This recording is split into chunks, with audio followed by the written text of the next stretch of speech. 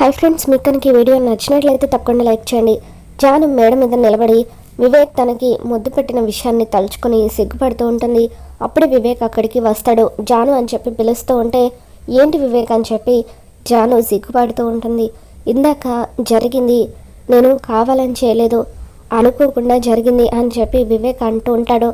దాంతో జాను ఆ విషయం నాకు తెలుసు వివేక్ అని చెప్పి జాను అంటూ ఉంటుంది. ఇందాక అనుకోకుండా జరిగిపోయింది కాబట్టి అది మన ఫస్ట్ కిస్ని నేను సరిగ్గా ఆస్వాదించలేకపోయాను. మరొకసారి నువ్వు నాకు ముద్దు పెడతావా అని చెప్పి వివేక్ అంటూ ఉంటాడు. దాంతో జాను ఏంటి వివేక్ నువ్వు మాట్లాడేది, ఇటువంటివన్నీ పెళ్లి తర్వాతే అని నేను చెప్పాను కదా అని అలా జాను సిగ్గుపడుతూ అక్కడి నుండి వెళ్ళిపోతూ ఉంటుంది. వివేక్ జాను చెయ్యి పట్టుకుంటాడు. ఇకప్పుడు జాను బలవంతంగా ఆ చేతిని విదిలించుకొని అక్కడి నుండి వెళ్ళిపోతూ ఉంటుంది.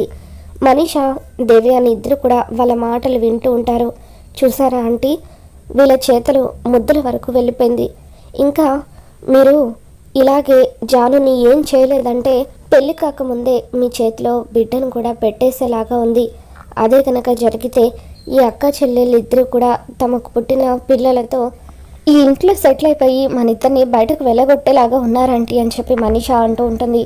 ఇక అప్పుడు దేవి అని ముందు నువ్వు లక్ష్మిని ఇంట్లో నుండి వెళ్ళగొట్టడానికి జున్ను అర్జున్కి పుట్టిన కొడుకని రిపోర్ట్ తెప్పిస్తానని అన్నావు కదా, ముందు వాళ్ళకు డిఎన్ఏ టెస్ట్ చేయించి ఆ రిపోర్ట్ ఏదో మార్చే మనీషా.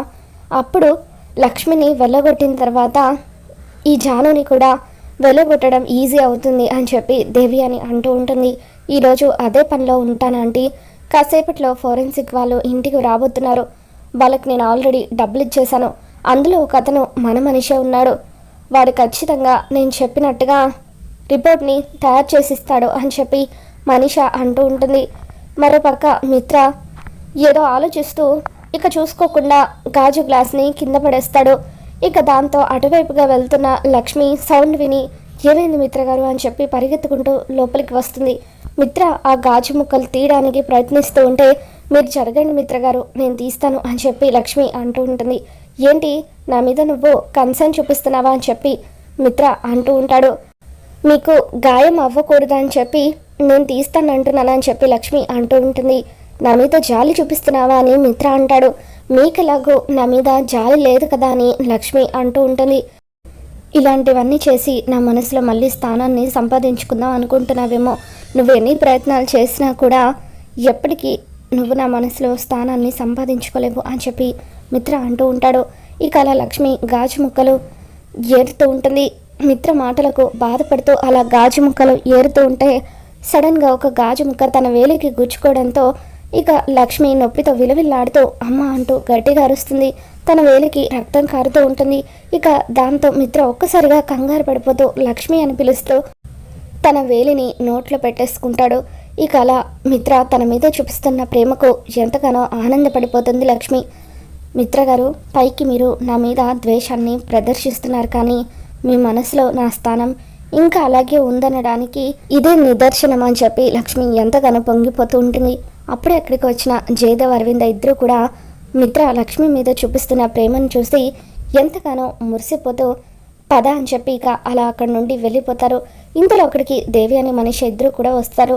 మనీష మిత్ర లక్ష్మి వేలిని నోట్లో పెట్టుకోవడం చూసి ఒక్కసారిగా షాక్ అవుతూ ఉంటుంది. మిత్ర ఏం చేస్తున్నావు అని చెప్పి గట్టిగా అరుస్తుంది. లక్ష్మి వేలికి గాయమైంది మనీష, అందుకే అని చెప్పి మిత్ర అంటూ ఉంటాడు. లక్ష్మి వేలికి గాయమైతే ఏంటి మిత్ర, తనకు తాను ఫస్ట్ ఎయిడ్ చేసుకోలేదా? అయినా తనేమి చిన్నపిల్ల కాదు కదా, నువ్వు తనకి సేవలు చేయడానికి. అయినా నువ్వేంటి లక్ష్మి, కావాలనే మిత్ర మనసులో స్థానాన్ని సంపాదించుకోవడం కోసం ఇలా నాటకాలు ఆడుతున్నావా అని చెప్పి మనీష అంటూ ఉంటుంది. ఇక అప్పుడు లక్ష్మి, చూడు మనీష, నాకు నాటకాలు ఆడాల్సిన అవసరం లేదు. ఎందుకంటే మిత్ర గారికి నేను ఎప్పుడో భార్యనయ్యాను.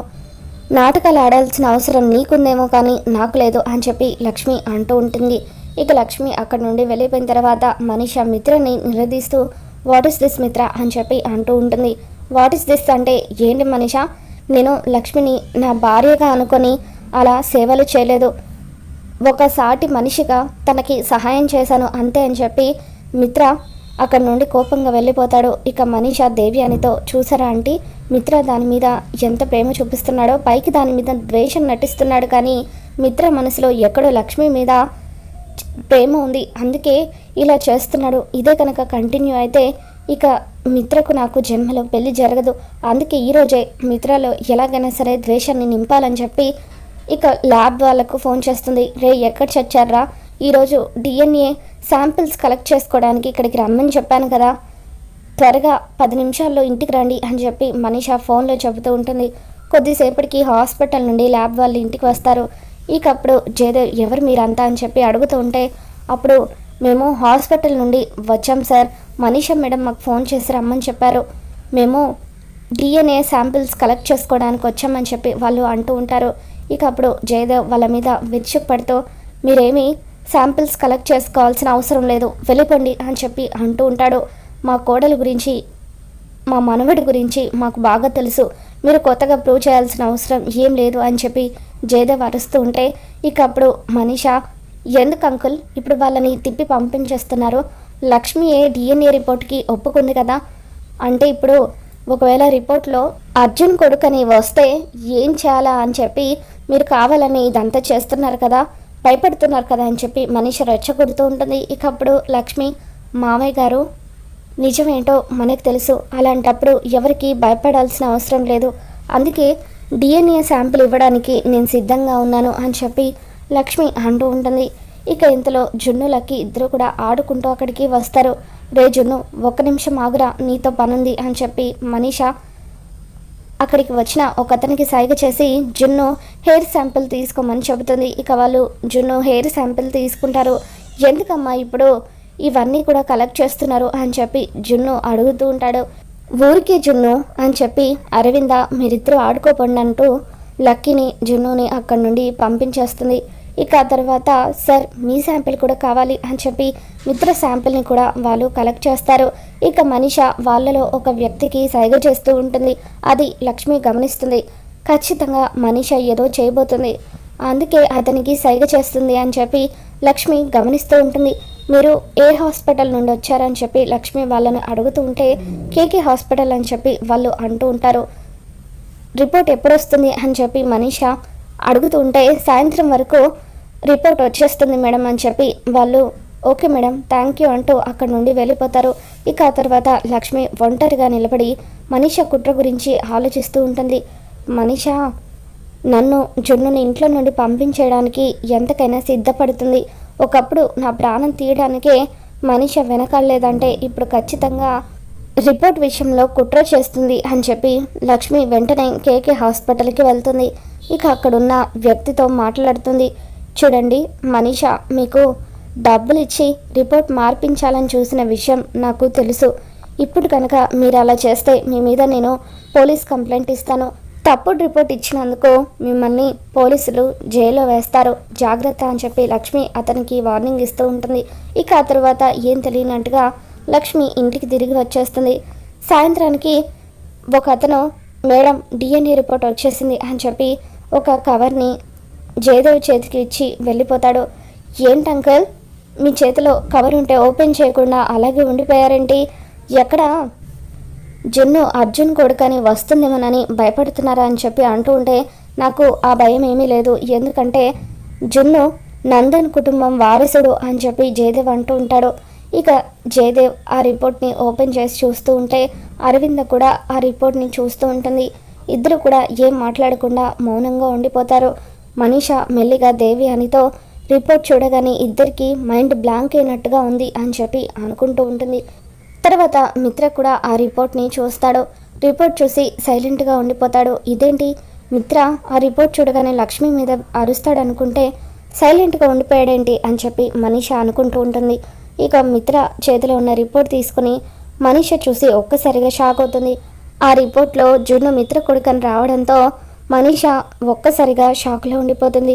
అసలు ఇలా జరిగిందేంటి, ఈ రిపోర్ట్ అబద్ధం అని చెప్పి మనీష అంటూ ఉంటే షటప్ మనీష అని చెప్పి మిత్ర గట్టిగా అరుస్తాడు.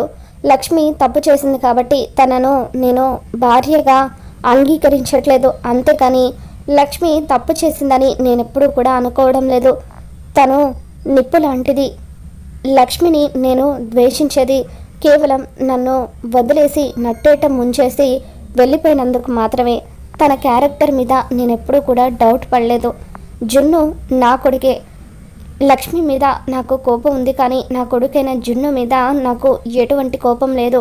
లక్ష్మి గురించే నేను జున్ను మీద కోపం ప్రదర్శించాల్సి వస్తుందని చెప్పి మిత్ర తన మనసులో ఉన్న మాటను చెప్పేస్తాడు. ఇక దాంతో జయదేవ్ మనీషాతో, విన్నావా మనీషా, నువ్వు ఎన్ని ప్రయత్నాలు చేసినా కూడా వాళ్ళని విడగొట్టలేవు, ఎందుకంటే వాళ్ళది భార్యాభర్తల బంధం అని చెప్పి జయదేవ్ అంటూ ఉంటాడు.